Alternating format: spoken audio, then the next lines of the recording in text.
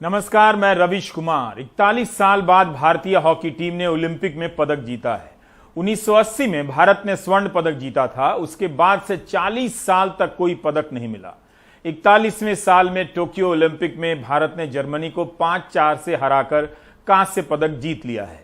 भारत की टीम आज जर्मनी पर हावी रही, खासकर दूसरे हिस्से में और भी हावी हो गई। लेकिन इस जीत के बाद प्रचार के स्पेस में हावी होने की होड़ शुरू हो गई। जीत या हार के बाद खिलाड़ियों से बात करना, उनका हौसला बढ़ाना अच्छा है, लेकिन इस अच्छाई में कुछ और भी दिख रहा है जो अच्छा लगते हुए भी वैसा अच्छा नहीं लग रहा है जैसा अच्छा लगना चाहिए। जिस समय व्हाट्सएप के इनबॉक्स में एक वीडियो छलांग लगाता हुआ आया कि प्रधानमंत्री मोदी ने जीत के बाद हॉकी के खिलाड़ियों से बात की है, उसी समय एक और वीडियो छलांग लगाता हुआ बैकवर्ड से फॉरवर्ड पॉइंट पर आ गया कि ओडिशा के मुख्यमंत्री नवीन पटनायक ने भी खिलाड़ियों से वीडियो कॉल पर बात की है। नवीन पटनायक ट्विटर पर भी ट्रेंड करने लगे। एक और होड़ मच रही है। पंजाब सरकार कहती है कि वो अपने राज्य के खिलाड़ियों को 1 करोड़ रुपए देगी। हरियाणा सरकार कहती है कि वो अपने राज्य के खिलाड़ियों को 2.5 करोड़ रुपए देगी। अगर इन दोनों राज्यों के पास इतना ज्यादा पैसा है तो ओडिशा को क्यों स्पॉन्सर बनना पड़ा? इन दोनों ने स्पॉन्सर बनने और स्टेडियम में टेक्नोलॉजी में निवेश पर उतना बल क्यों नहीं दिया? एक चीज और बदल रही है। यह प्रक्रिया पहले भी मौजूद थी, लेकिन अब इसका स्वरूप बड़ा हो गया है। मैच देखते हुए दर्शकों की जगह मैच देखते हुए राजनीतिक कार्यकर्ता नेताओं ने ले ली है। विशुद्ध दर्शक की जगह किसी और ने ले ली। वही दर्शक हैं, वही राजनेता हैं और वही मंत्री हैं।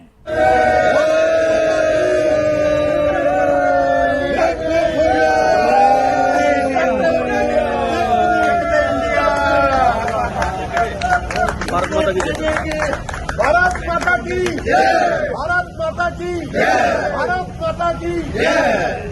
खिलाड़ी की एक ही जाति होती है, खेल की, लेकिन जब वो समाज में रहता है और खेल के मैदान से समाज में लौटता है तब उसकी एक जाति होती है और धर्म भी होता है। समाज ये बात कभी नहीं भूलता। बुधवार को जब महिला हॉकी टीम की खिलाड़ी वंदना कटारिया मैदान पर संघर्ष कर रही थीं, तो हरिद्वार में उनके घर पर परिवार के सदस्य उनकी जीत की कामना में व्यस्त थे। पूरा परिवार उस देश की कल्पना में समाहित था जहां हर तरह की पहचान मिटकर एक भारतीय की पहचान हो जाया करती है।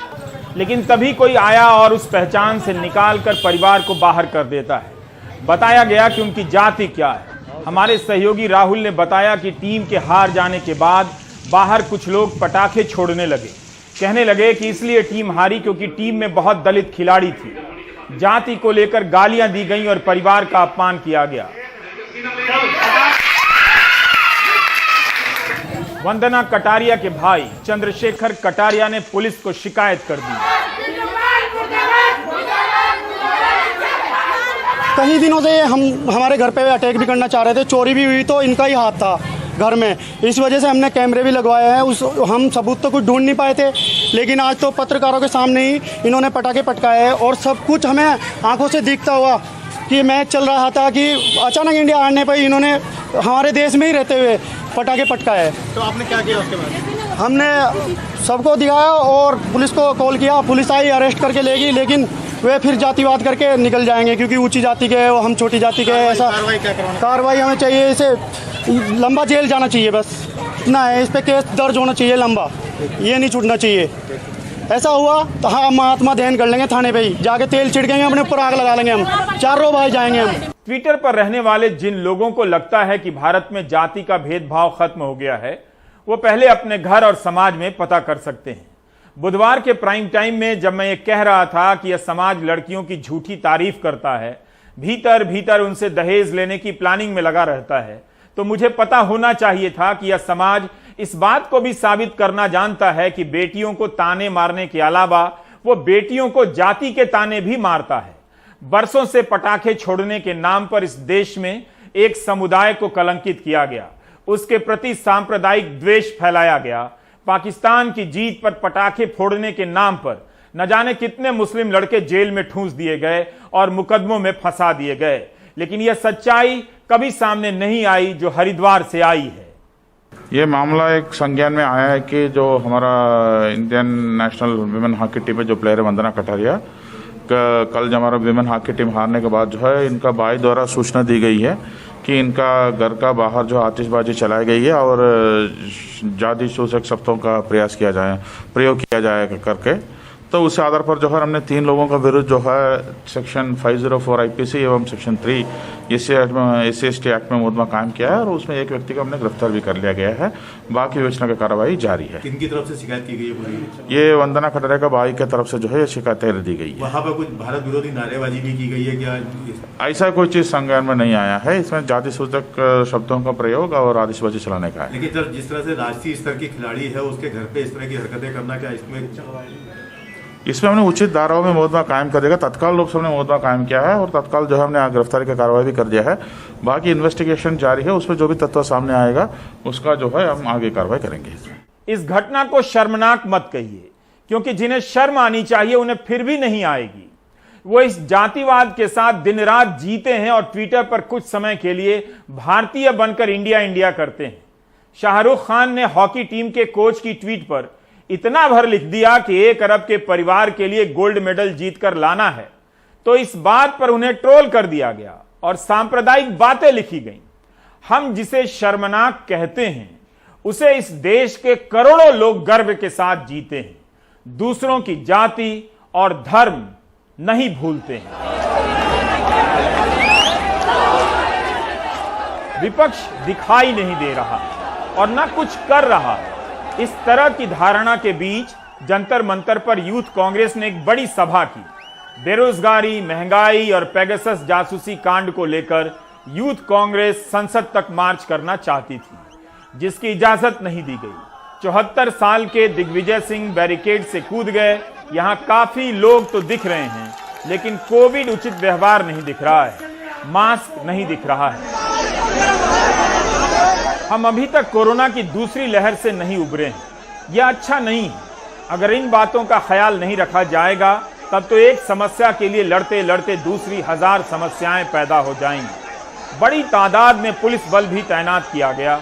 यूथ कांग्रेस को रोकने के लिए पानी की बौछारें की गईं और कार्यकर्ताओं को हिरासत में लिया गया। इस सभा को संबोधित करते हुए राहुल गांधी ने कहा कि लोकसभा में सांसद विरोध करते हैं तो लोकसभा टीवी नहीं दिखाता है। दिल्ली में बलात्कार की खबर मीडिया नहीं दिखा रहा है। आज देश के सामने सबसे बड़ा मुद्दा रोजगार का मुद्दा है। इससे बड़ा मुद्दा आज देश के सामने नहीं है। बात सही बोली या गलत बोली? प्रधानमंत्री सब चीज के बारे में बोलेंगे, मगर रोजगार के बारे में प्रधानमंत्री नरेंद्र मोदी एक शब्द नहीं बोलते हैं। उन्होंने वायदा किया था 2 करोड़ युवाओं को हर साल रोजगार मिलेगा। उल्टा लाखों करोड़ों युवाओं से उनका रोजगार छीना गया।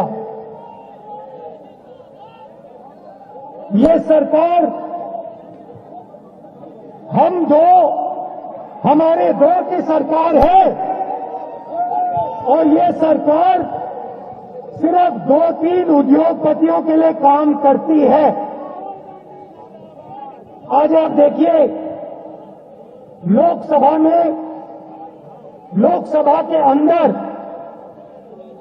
ऑपोजिशन ने प्लाकार्ड पकड़ रखे हैं, मगर लोकसभा टेलीविजन पे आपको ये सच्चाई नहीं दिखाई देगी। कल एक छोटी सी बच्चे का बलात्कार हुआ, हत्या हुई, आपने देखा? मीडिया में कहीं देखा आपने? तो इनका लक्ष्य क्या है? इनका लक्ष्य हिंदुस्तान के युवकों की आवाज को दबाने का है। पार्लियामेंट में किसी ने मुझे कहा कि ये जो पेगासस का मुद्दा है, ये छोटा सा मुद्दा है, इस पर कांग्रेस पार्टी और पूरा विपक्ष क्यों अड़ गया है? भाई और बहनों, एक बात याद रखिए, नरेंद्र मोदी जी ने पेगासस को आपके फोन के अंदर डाला है। सिर्फ मेरे फोन के अंदर नहीं, सिर्फ मेरे फोन के अंदर नहीं, हिंदुस्तान के हर युवा के फोन के अंदर नरेंद्र मोदी ने पेगासस का आइडिया डाला है। आइडिया क्या है? आइडिया क्या है कि अगर आपने सच्चाई बोली तो नरेंद्र मोदी आपके फोन के अंदर है, पेगासस आपके फोन के अंदर है। और हिंदुस्तान के युवा को समझना होगा कि जैसे आपकी आवाज दबाई जाती है, जैसे किसानों की आवाज दबाई जाती है, जैसे रोजगार के बारे में आपकी आवाज दबाई जाती है, पेगासस आवाज दबाने का तरीका है। बेरोजगारी पर सरकार अधिकृत तरीके से कोई आंकड़ा जारी नहीं करती है। श्रम पर संसदीय समिति की रिपोर्ट आई तो उसमें भी निजी संस्था CMIE का जिक्र है, जिसके अनुसार जुलाई महीने में 32 लाख लोगों की नौकरी चली गई जो सैलरी पर काम करते थे। सरकार बेरोजगारी के आंकड़े नहीं बताती है, लेकिन IT मंत्री अश्विनी वैष्णव मनी कंट्रोल की खबर को ट्वीट करना नहीं भूलते कि IT सेक्टर की 10 बड़ी कंपनियों ने 6 महीनों में 1.25 लाख लोगों को रोजगार दिया है, जो 5 साल में रिकॉर्ड है। जब सरकार IT सेक्टर में रोजगार की संख्या बता सकती है तो दूसरे सेक्टर में कितनों को रोजगार मिला या कितनों की नौकरियां चली गईं क्यों नहीं बता पाती। जुलाई में 32 लाख लोगों की नौकरी चली गई, खबर यह भी छपी है, लेकिन IT मंत्री या कोई मंत्री इस खबर को ट्वीट नहीं करेंगे। मार्च 2020 से मार्च 2021 के बीच कितने लोगों की नौकरियां गईं, यह आंकड़ा सरकार के पास नहीं है अभी।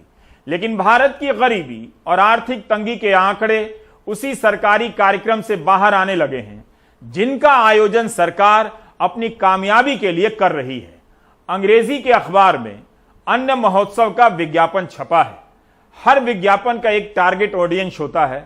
अंग्रेजी के पाठक विज्ञापन के टारगेट हो सकते हैं, लेकिन मुफ्त अनाज के हैं या नहीं यह जानकारी मिलती तो उस सच्चाई को बल मिलता कि इस वक्त भारत की आम जनता खाने पीने को लेकर संकट में है। इस विज्ञापन में यहां सबसे किनारे लिखा है छोटे सर्किल में कि 15 करोड़ लोगों को मुफ्त अनाज योजना का लाभ मिलेगा, लगभग 15 करोड़। लाभार्थी की संख्या इस विज्ञापन में सबसे कम महत्वपूर्ण है। क्यों? उससे पहले यह बताया गया है कि 25 किलो भार क्षमता वाले थैले में अनाज का वितरण होगा। थैले पर प्रधानमंत्री की तस्वीर है और साथ में मुख्यमंत्री की भी। यूपी में 15 करोड़ लोग मुफ्त अनाज पर आश्रित हैं। यह आंकड़ा काफी है विकास के सभी दावों को चुनौती देने के लिए। इसका मतलब है कि विकास के साथ लोगों की आमदनी का स्तर नहीं बढ़ा है। यह तस्वीर आगरा की है। आज के कार्यक्रम के लिए राशन की दुकानों को विशेष रूप से सजाया गया, प्रधानमंत्री के कटआउट लगाए गए, मुफ्त अनाज के लिए लंबी लंबी लाइनें लगी हैं। यहां लाइन में हर किसी की अलग कहानी है, नौकरी जाने और पहले की तरह मजदूरी ना मिलने की कहानी। अगर यह योजना ना होती तो वाकई लोग भूख और बीमारी के शिकार हो गए होते। स्मृति ईरानी ने राज्यसभा में बताया है कि यूपी में करीब 4 लाख बच्चे गंभीर रूप से कुपोषित हैं। भारत में करीब 9.5 लाख कुपोषित बच्चों की संख्या है। इसमें से 40% कुपोषित बच्चे अकेले उत्तर प्रदेश के हैं। ये बच्चे 6 महीने से 6 साल की उम्र के हैं। अन्न महोत्सव को महोत्सव तब कहा जाता जब जनता के घर में पैसा होता, अन्न होता। हमारे सहयोगी नसीम ने चंद लोगों से बात की है जिन्हें अन्न महोत्सव में अनाज मिला है।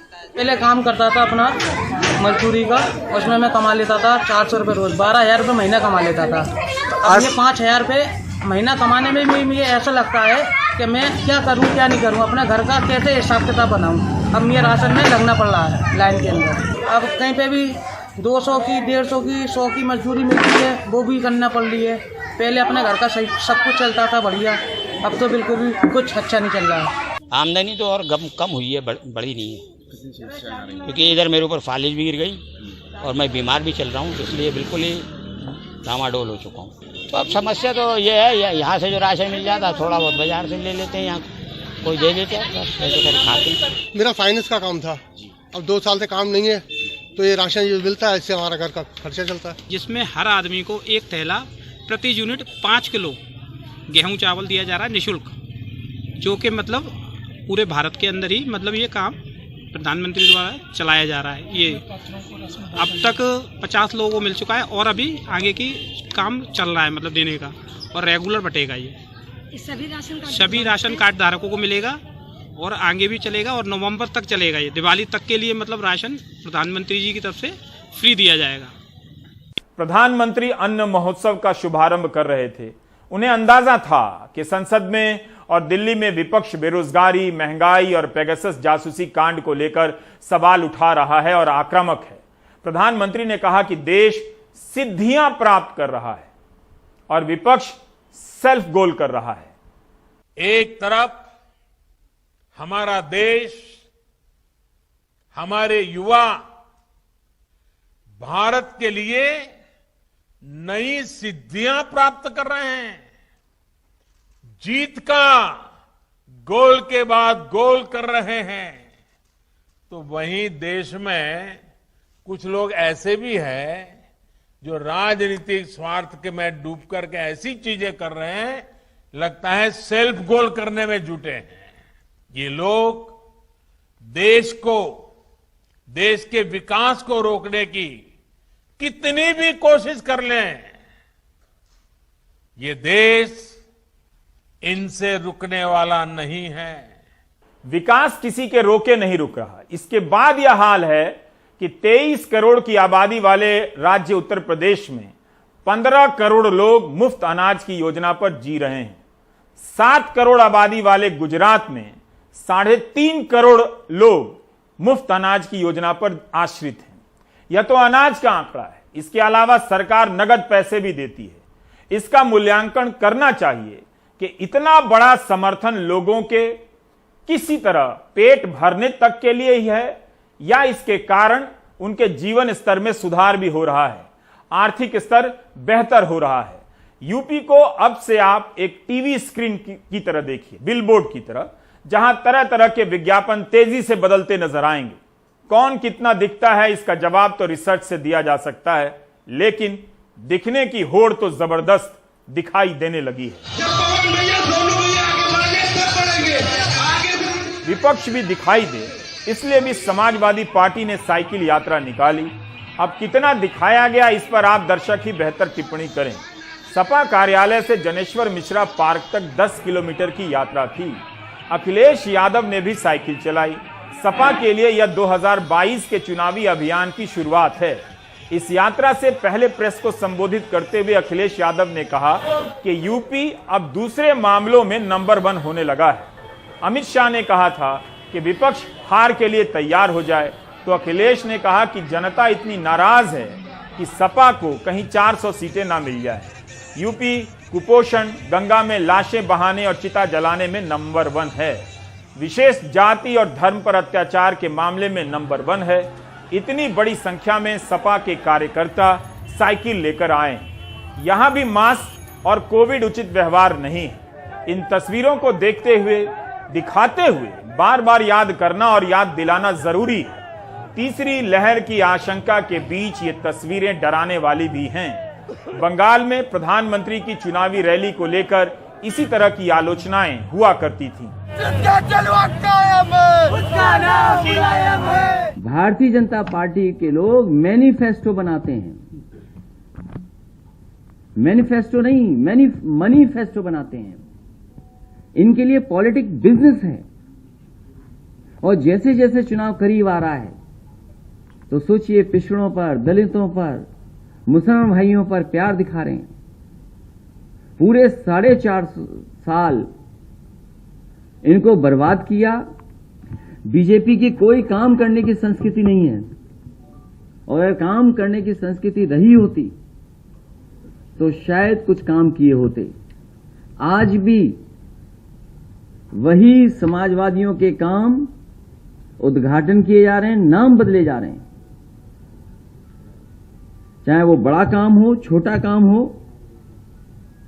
समाजवादियों के बनाए हुए काम ही का उद्घाटन करें, उन्हीं का फीता काट रहे हैं। जब लखनऊ में सपा की साइकिलों की भीड़ दिख रही थी, तभी अयोध्या में योगी आदित्यनाथ, पूजा करते हुए दिख रहे थे, दिखाए जा रहे थे। मुख्यमंत्री योगी आदित्यनाथ ने राम मंदिर परिसर में 4 घंटे बिताए। पिछले साल इसी 5 अगस्त को भूमि पूजन हुआ था। सूत्रों के हवाले से खबरें भी छपी हैं कि 2025 तक मंदिर निर्माण का कार्य पूरा हो जाएगा, लेकिन दिसंबर 2023 से ही दर्शन के लिए खोल दिया जाएगा। अखिलेश यादव साइकिल पर हैं और योगी जी मंदिर में हैं। चुनाव में सियासी संग्राम किन प्रतीकों के आधार पर होने जा रहा है, बहुत तेजी से साफ हो चुका है। क्या बेरोजगारी और आर्थिक संकट का मुद्दा राम मंदिर के सामने टिक पाएगा?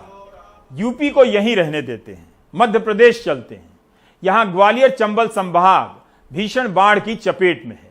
2 दिन के भीतर 3000 करोड़ की लागत से बने 6 पुल बह चुके हैं। मंगलवार को सिंध नदी के तेज पानी में रतनगढ़ वाली माता मंदिर का पुल टूटा। बुधवार को दतिया जिले में सिंध नदी पर बना सेवढ़ा पुल बह गया। 3 दिनों में भारी बारिश में मध्य प्रदेश में 33 करोड़ 55 लाख रुपए के पुल बह गए। रतनगढ़ बसई का पुल 2010 में बना था, लागत थी 5 करोड़ 90 लाख। इंदरगढ़ पिछौर का पुल 2013 में बना, लागत थी 10 करोड़। दतिया सेवढ़ा पर 1982 में पुल बना, लेकिन लागत का रिकॉर्ड उपलब्ध नहीं है। श्योपुर जिले में गिरधरपुर मानपुर में 1985 में पुल बना, इसका भी रिकॉर्ड मौजूद नहीं है। श्योपुर बड़ौदा पर 2013 में पुल बना, लागत आई 3 करोड़ 94 लाख रुपए। भिंड के गोरई अडोखर में तो 2017 में 13 करोड़ 71 लाख रुपए की लागत से पुल बना था। पूर्व मुख्यमंत्री कमलनाथ चाहते हैं पूरे मामले की उच्च स्तरीय जांच हो, जिम्मेदारी तय हो। सरकार ने सुपरिटेंडिंग इंजीनियर की अध्यक्षता में जांच के लिए 3 सदस्यीय कमेटी बना दी है, जिसे 7 दिनों में रिपोर्ट सौंपनी है। पुल जो टूटे हैं या सड़कें टूटी हैं, उनका भी हम ये सर्वे करा रहे हैं। इंजीनियरों की कमेटी बनाई है, क्या इसमें कोई डिजाइन में गलती थी या फिर कहीं कोई गुणवत्ता में कमी थी, इसका भी हम सर्वे करा रहे हैं। मध्य प्रदेश में अतिवृष्टि और बाढ़ से शिवपुरी, श्योपुर, दतिया, ग्वालियर, गुना, भिंड और मुरैना जिलों के कुल 1225 गांव प्रभावित हैं। अब तक श्योपुर जिले के 32 गांवों से 1500 लोगों को सुरक्षित निकाला जा चुका है। इसी प्रकार शिवपुरी के 90 गांवों से 2000 और दतिया, ग्वालियर, मुरैना, भिंड के 240 गांवों से एसडीआरएफ, एनडीआरएफ, सेना और बीएसएफ ने मिलकर लगभग 5950 लोगों को सुरक्षित निकालने में सफलता प्राप्त की है। ये स्थिति एक परिवार के सामने नहीं है। आप देख सकते हैं सारा सामान यहाँ पर खत्म हो चुका है, पूरी तरह से बर्बाद हो चुका है। जी बचाए भाई साहब, कई में जीना में घुस गए, बरबटिया आदमी ने जलिया के कोले और भैंस 2 बैग। नुकसान बहुत व्यापक हुआ है। 132 kV के सब स्टेशन हमारे पूरे के पूरे साफ हो गए, ट्रांसफार्मर जल गए, खंभे उखड़ गए, बहुत व्यापक पैमाने पर नुकसान हुआ है। और सड़क पुल पुलिया बाकी देखे तो हजारों करोड़ रुपए का नुकसान है इंफ्रास्ट्रक्चर का, बाकी निजी नुकसान अलग है। लगभग 30 वर्षों में ऐसी बाढ़ हम लोगों ने नहीं देखी जो आई है। चंबल में, सिंध में, कुंवारी नदी में भारी बाढ़ आई है और सैकड़ों गांव डूब गए, सैकड़ों लोग लापता हैं। आज सदन में मांग की है कि सदन के नेता इस पूरे मसले को लेकर सरकार की तरफ से स्टेटमेंट आना चाहिए, तत्काल सेंट्रल टीम भेजना चाहिए और इसे राष्ट्रीय आपदा घोषित करना चाहिए। जानकार बताते हैं कि जितने भी बड़े पुलों का निर्माण होता है, उसका डिजाइन तैयार करने से पहले वहां 100 साल में आई बाढ़ के रिकॉर्ड का आकलन किया जाता है। बाढ़ के उच्चतम अनुमानित स्तर का आकलन कर एक वर्टिकल गैप बनाया जाता है। बावजूद इसके अगर 10 साल में ही पुल बहने लगे तो समझना चाहिए कि नियमों को कहां रखा गया और जनता के पैसों को कहां बहाया गया। नई दिल्ली में अपने सहयोगी हिमांशु और शिवपुरी से अतुल गौर के साथ भोपाल में अनुराग द्वारी, एनडीटीवी इंडिया। आज के प्राइम टाइम में हमारी बात दिखने और दिखाने की होड़ से शुरू हुई। पेगासस की खबर दिखनी बंद हो गई है, लेकिन इस खबर का अस्तित्व मिटा नहीं है, यहां वहां दिख जा रही है। पेगासस मामले में सुप्रीम कोर्ट में सुनवाई हुई। अदालत ने जासूसी को गंभीर तो माना, लेकिन कई सवाल भी पूछे। सभी पक्षों को सुनने के बाद कहा कि याचिकाकर्ता अपनी याचिकाएं केंद्र सरकार को भी दें और केंद्र का पक्ष सुनने के लिए 10 अगस्त की तारीख तय कर दी गई है। बाकी ब्रेक के बाद। रवि दहिया भारतीय पहलवानी का नया सितारा है। 6 साल की उम्र से पहलवानी की तपस्या उन्हें ओलंपिक में सिल्वर मेडल तक ले गई।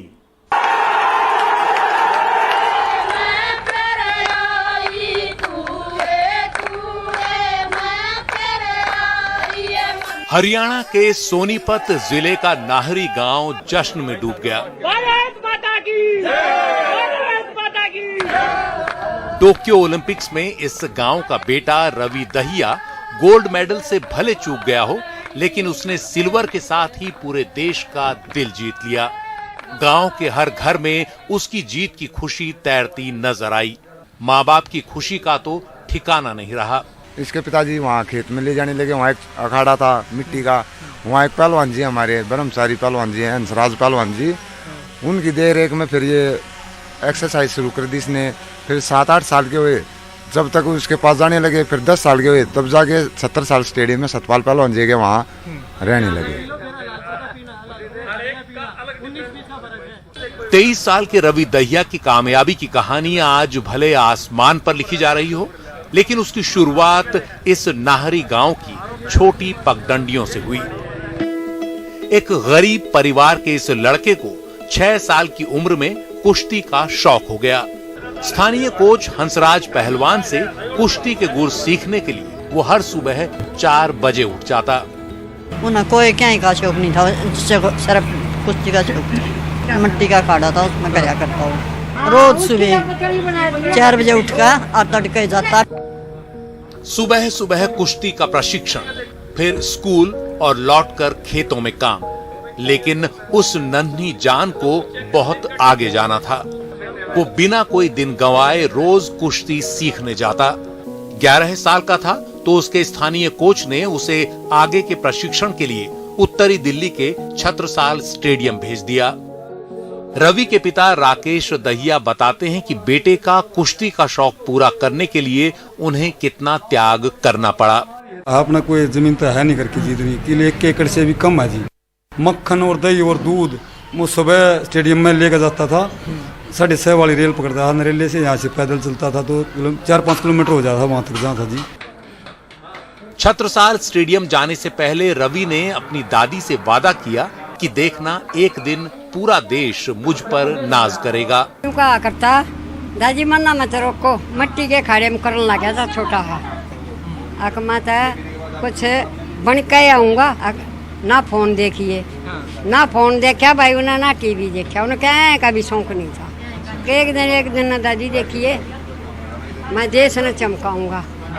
वो काम बेटा आज कर दिया भगवान ने। तमाम मुश्किलों के बावजूद छत्रसाल स्टेडियम में गुरु सतपाल की शागिर्दी में रवि दहिया ने जो मेहनत की, उसका लोहा आज पूरी दुनिया मान रही है। 2019 में उसने कजाकिस्तान में हुई विश्व कुश्ती चैंपियनशिप में कांस्य पदक जीता। 2020 में दिल्ली में हुई एशियाई चैंपियनशिप में स्वर्ण पदक जीता। 2021 में अलमाटी में हुई एशियाई चैंपियनशिप में फिर स्वर्ण पदक अपने नाम किया। 2018 में बुखारेस्ट में हुई अंडर 23 वर्ल्ड चैंपियनशिप में रजत पदक जीता। 2015 में वर्ल्ड जूनियर कुश्ती में रजत पदक जीता और अब टोक्यो ओलंपिक में रजत पदक जीतकर उसने इतिहास पर अपनी गहरी छाप छोड़ दी। तमाम चुनौतियों का सामना कर महज 23 साल की उम्र में रवि दहिया ने रजत पदक हासिल कर न सिर्फ अपने देश का नाम रोशन किया है, बल्कि उन लाखों बच्चों की उम्मीदों को और मजबूत किया है जो कुश्ती को न सिर्फ एक खेल के तौर पर देखते हैं बल्कि एक करियर के तौर पर भी। कैमरा पर्सन प्रेम सिंह के साथ मैं अक्षय डोंगरे, एनडीटीवी इंडिया। महाराष्ट्र के अस्पतालों में म्यूकरमाइकोसिस के 2000 से भी अधिक मरीज इलाज करा रहे हैं। चिकित्सा शिक्षा विभाग ने मौतों पर अध्ययन में पाया है कि ब्लैक फंगस से मरने वाले 94% मरीजों को कोविड हुआ था। तो वहीं डायबिटीज, स्टेरॉयड और ऑक्सीजन सपोर्ट, ये 3 कॉमन फैक्टर म्यूकरमाइकोसिस की मौत में पाए गए हैं। म्यूकोरमाइकोसिस का हॉटस्पॉट रहे महाराष्ट्र में फिलहाल इसका कहर कम तो हुआ है, लेकिन अब भी राज्य के अस्पतालों में 2513 मरीज इससे जूझ रहे हैं। इस महामारी ने राज्य में अब तक 9569 को बीमार किया तो 1175 की जान ली। पुणे, नागपुर, मुंबई और औरंगाबाद जैसे जिले सबसे ज्यादा इसकी चपेट में आए। मौजूदा 60% मरीज भी इन्हीं जिलों से हैं। इसी बीच महाराष्ट्र सरकार के चिकित्सा शिक्षा विभाग ने अप्रैल से अब तक 18 सरकारी मेडिकल कॉलेजों में हुई म्यूकोरमाइकोसिस से 242 मौतों का अध्ययन किया है। इस अध्ययन में पाया गया कि जिनकी म्यूकोरमाइकोसिस से मौत हुई उनमें से 94% मरीजों को कोविड हुआ था। इनमें से 79% को डायबिटीज था, 75% मरीज स्टेरॉइड पर थे, 81% ऑक्सीजन सपोर्ट पर और 39% मरीज वेंटिलेटर पर थे। करीब 64% मरीज 50 साल से ऊपर के थे। इनमें 69% पुरुष थे तो 31% महिलाएं। 98% मरीजों को नाक से जुड़ी चेहरे की हड्डियों के बीच खाली जगह यानी साइनस में ब्लैक फंगस इन्फेक्शन हुआ था। 65% को आंख में, 32% को मुंह के हिस्से में तो 11% को लंग्स में ये संक्रमण हुआ। मेडिकल कॉलेजों में भर्ती ब्लैक फंगस के मरीजों में मृत्यु दर करीब 16% रही। हमारे पास अभी अस्पताल में कुल मिलके 2 सस्पेक्ट म्यूकोरमाइकोसिस है। प्रूवन म्यूकोरमाइकोसिस अभी एक भी फिलहाल हॉस्पिटल में नहीं है। पहले जब भी म्यूकोरमाइकोसिस का जो एपिडेमिक जैसा हुआ था उसके मुकाबले अभी म्यूकोरमाइकोसिस का केसेस मुंबई में बहुत ही ज्यादा कम हुआ है। हालांकि अभी भी पुणे, नासिक, औरंगाबाद यहाँ पर अभी भी काफी केसेस एडमिट है। हमारा मैक्सिमम केसेस मुंबई का केएम हॉस्पिटल में अभी भी भर्ती है। स्टीरॉयड का बात आता है तो स्टीरॉयड को जुडिशियसली यूज करना चाहिए और जैसे रिकवरी ट्रायल में बोला गया है वैसे, और या हमारा हॉस्पिटल का या किसी हर एक हॉस्पिटल का इंटरनल प्रोटोकॉल होना चाहिए कितना स्टीरॉयड यूज करना चाहिए और कितने दिन तक यूज करना चाहिए। म्यूकोरमाइकोसिस से पूरी तरह से रिकवरी में महीनों लग जाते हैं। मौजूदा मरीज भी लंबे समय से इससे जूझ रहे हैं। नए मामलों में कमी है, पर एक्सपर्ट्स आने वाले संभावित उछाल को देखते हुए स्टेरॉइड के इस्तेमाल को लेकर आगाह कर रहे हैं। मुंबई से पूजा भारद्वाज, एनडीटीवी इंडिया। आप देख रहे थे प्राइम टाइम। नमस्कार।